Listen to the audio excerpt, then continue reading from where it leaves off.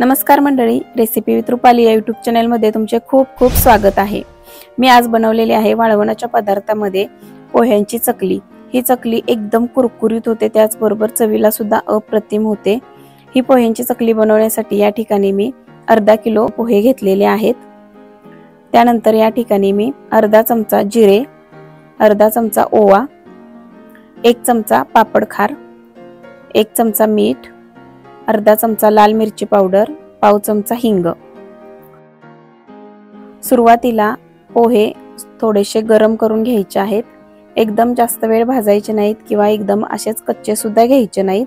थोडेसे गरम करून घ्यायचे म्हणजे चांगले बारीक होतात, कारण हे पोहे नंतर गरम करून थंड करून आपल्याला हे बारीक करून घ्यायचे। जर तुम्ही जास्त प्रमाणात करणार असाल, 1 किंवा 2 किलोचे करणार असाल तर सरळ तुम्ही गिरणीतून दळून आणलं तरी सुद्धा चालेल।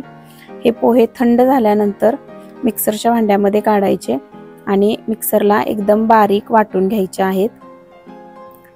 या ठिकाणी तुम्ही पोहे अगोदर भिजवून घेऊन नंतर मिक्सरला फिरवून घेतले तरी सुद्धा चालतील, पण तसे एकदम बारीक होत नाहीत पोहे, त्यामुळे थोडेसे गरम करायचे आणि मिक्सरला असे बारीक करून घ्यायचे। एकदम बारीक होतात पहा।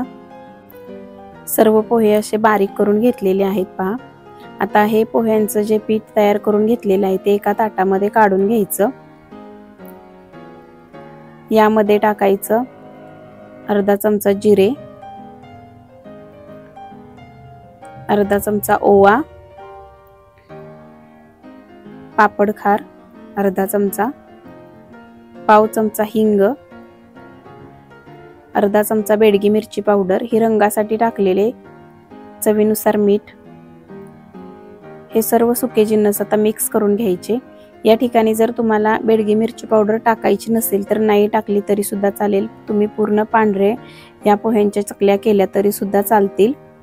आता यामध्ये थोडं थोडं गरम पाणी टाकायचं आणि हे पीठ चांगलं भिजवून घ्यायचं आहे।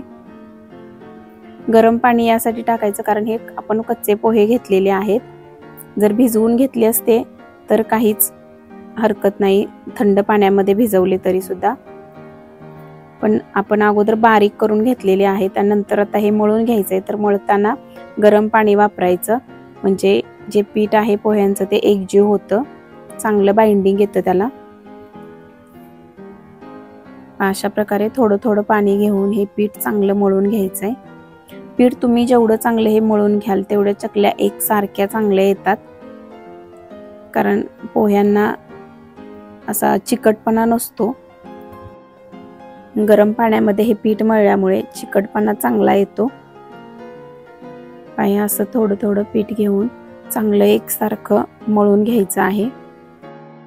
मळत असताना जाणवतंय की हे पीठ किती चिकट झालेलं आहे पहा। एकदम असं रबर सारखं चिकट पीठ होतं हे। अशा प्रकारे चांगलं मळून घ्यायचं। आता हे 5 मिनिट असंच ठेवायचं भिजण्यासाठी। यामध्ये हिंग आणि ओवा घातलेला आहे, त्याचबरोबर जिरे टाकलेले आहेत, त्याचा फ्लेवर जो आहे तो एक अतिशय चांगला लागतो। हे आता पीठ एका बाउल मध्ये ठेवायचं, झाकण लावून एक 5 ते 7 मिनिट फक्त भिजण्यासाठी ठेवायचं। 5 ते 7 मिनिटानंतर आता या चकल्या तयार करायला घ्यायच्या आहेत। पाण्याचा हात घ्यायचा आणि तयार पिठामधील थोडंसं पीठ बाजूला घ्यायचं। पुन्हा एकदा ते हातावरती थोडंसं असं मळून घ्यायचं आहे।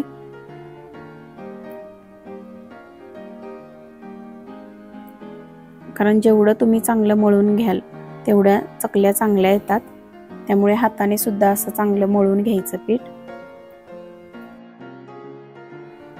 ज्या साच्याने चकल्या पाडायच्या आहेत त्या साच्याला आतून थोडंसं पाणी लावायचं, म्हणजे पीठ जास्ती चिकटत नाही। आणि तयार करून घेतलेला जो गोळा आहे तो यामध्ये भरून घ्यायचं। तुम्ही थोडं थोडं पीठ घातलं तरी चालेल किंवा पूर्ण साचा भरला तरी सुद्धा चालेल। अशा प्रकारे पीठ याच्यामध्ये भरायचं, याचं झाकण लावायचं आणि आता चकल्या पाडून घ्यायच्या आहेत। तुमच्याकडे असा दाबायचा साचा जरी असेल तरी सुद्धा काही हरकत नाही, त्याने सुद्धा व्यवस्थित चकल्या पडतात। अशा प्रकारे आता एकसारख्या सर्व चकल्या पाडून घ्यायच्या आहेत। पाडताना थोडंसं त्रास होऊ शकतो, कारण हे पीठ एकदम घट्ट असतं. कारण जास्त पातळ पीठ केलं तर व्यवस्थित चकल्या पडत नाहीत, तुटतात मध्ये मध्ये. त्यामुळे पीठ हे घट्टच ठेवावं लागतं. अशा प्रकारे एकसारख्या सर्व चकल्या पाडून घ्यायच्या आहेत आणि ह्या तयार झालेल्या चकल्या आहेत ते 2 ते 3 दिवस कडक उन्हामध्ये वाळवून घ्यायच्या आणि नंतर डब्यामध्ये पॅक करून ठेवल्यानंतर वर्षभर आरामात टिकतात.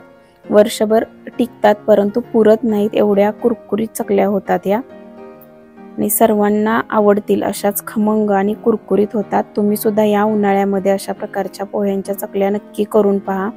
2 ते 3 दिवसानंतर पहा, उन्हामध्ये चांगल्या वाळवून घेतल्यानंतर अशा चकल्या तयार होतात. आता या तळून दाखवते तुम्हाला. चकल्या तळण्यासाठी तेल गरम करण्यासाठी ठेवायचं.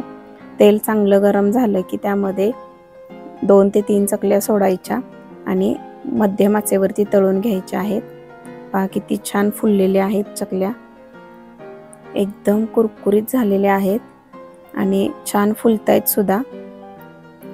बघूनच लक्षात येते की किती कुरकुरीत झालेल्या आहेत या. उरलेल्या चकल्या सुद्धा तळून घ्यायच्या आहेत अशा प्रकारे. अशा प्रकारे उरलेल्या सुद्धा चकल्या मी तळून घेते. पहा तयार आहेत एकदम खमंग आणि कुरकुरीत अशा पोह्यांच्या चकल्या.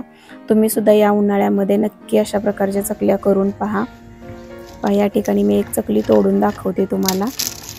अगदी सहज तुटते आणि आतून सुद्धा एकदम अशी पोकळ झालेली आहे. पहा एकदम खमंग आणि कुरकुरीत अशी चकली झाली. रेसिपी कशी वाटली कमेंट करून नक्की सांगा. अशाच खमंग कुरकुरीत रेसिपी पाहण्यासाठी चॅनेलला पटकन सबस्क्राईब करा. थँक्यू.